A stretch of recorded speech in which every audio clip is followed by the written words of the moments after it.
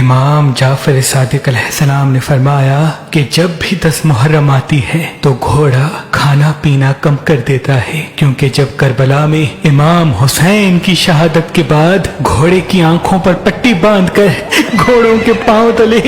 امام حسین کی لاش کو پامال کیا گیا تھا، تو جیسے ہی خون حسین کی خوشبو